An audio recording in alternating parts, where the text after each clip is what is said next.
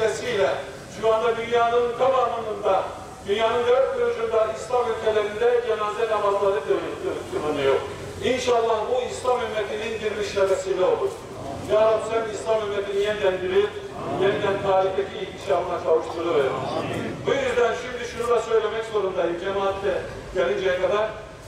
Kardeşler, şu zalim dünyada insanın imtihanı kaybetmesine vesile olan şey şudur. İnsanoğlu yaşadığı, gördüğü, inandığı hakikatleri ya siyasi kaygısıyla, ya şahsi kaygısıyla, ya nefsani kaygısıyla, şu veya bu kaygısıyla görmezlikten gelir. Ne olur? Bu İslam'ın şehidi, Kudüs'ün çocuğu, Gazze'nin hafız evladını şehit olarak görmeyenler onlara sesleniyoruz. İnsanlığımız ölmediyse, insanlık diri kalacaksa bu hakikati de göreceksiniz, görmeliyiz. O İslam'ın şehididir. Ne olur siyasi şahsi kaygılarla onu şehit kabul etmemek, hatta zıttını, aksini dile getirmek, vallahi bu zulmün devamına vesile olur, sebep olur. Allah bundan muhafaza eylesin. Şimdi bizler bütün dünya Müslümanları böyle İslam'ın çok güzel bir şehidinin, tarihi bir şehidin Allah'a gidişine şahitlik ediyoruz.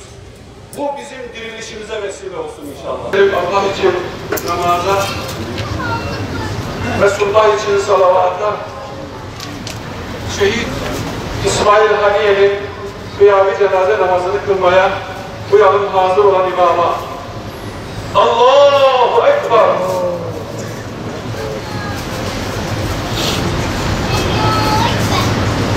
Allahu Ekber!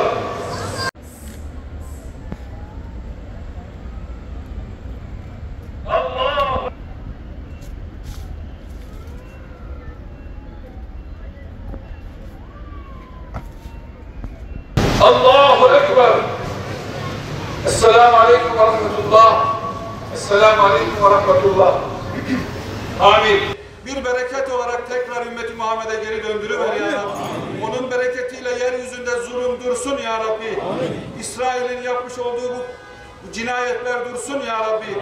İnsafsızca mazlum insanlara, çocuklara, kimsesizlere kıyan zalimleri sen kahru perişan eyle ya Rabbi. İsmi Azam'ın hürmetine kahru perişan eyle ya Rabbi. İsmi Azam'ın hürmetine kahru perişan eyle ya Rabbi. İsteyenlere de bizlere de ya Rabbi, senin uğrunda, vatanımız uğrunda yeri geldiğinde seve seve şehit olmayı nasip eyle.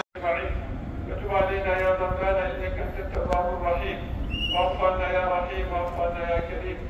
İlahi ya Rabbi, bu mübarek Cuma gününde Bursa'mızda, Ulu Camimizde ellerimizi açtık, divanına geldik, kapına geldik, dualarımızı kabul eyle.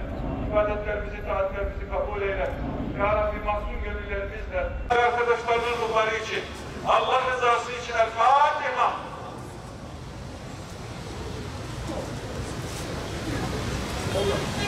Tekbir! Allah!